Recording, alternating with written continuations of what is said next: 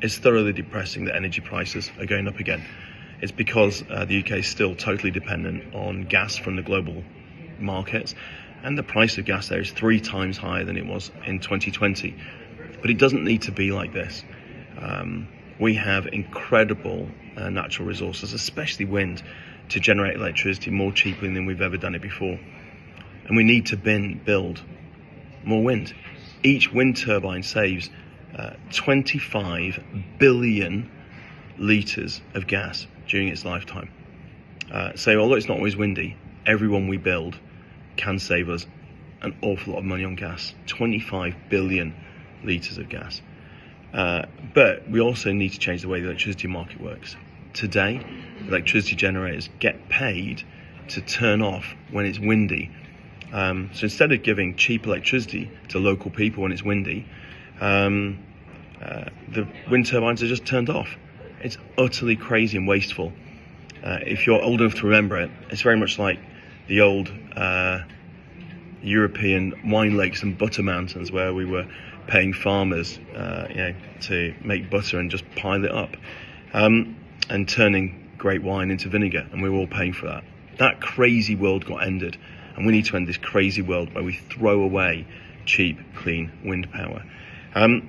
But look, that's the long term. Right now, I know that so many of our customers are going to be worrying about energy bills. The first thing is, in context, bills are about £700 or £800 cheaper than they were 2 years ago. So despite this rise, we are in a much better position as a nation. I've said we don't need to be like this. Decision making at the political level can change it. But until then, Octopus continues to be the only major energy company to price below the price cap every time, and to do everything we can to particularly try and keep standing charges below the price cap. And then we've got a whole pile of ways to help. First of all, any customer with a smart meter can take part in things like saving sessions and free energy sessions, where we try to use the times that there's abundant energy on the grid to give it you more cheaply, helping bring bills down. In fact, people who make the most of that can eliminate the upcoming price rise. But for others, people in need, give us a call. We've got a whole load of ways to help. We've got a £30 million assistance fund, and we keep topping it up. On top of that, we know that some pensioners have had the winter fuel payments removed, and if you're going to struggle as a result, we've got a special fund to help there as well. On top of that, we'll send free electric blankets to people who are infirm, immobile, or with illnesses that mean it's hard to keep warm, so you can snuggle up on the couch safely and cheaply.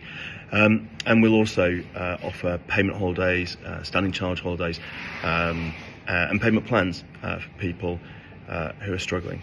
So if you're struggling, please get in touch. But these are sticking plasters. We need a long-term solution for the problems in energy.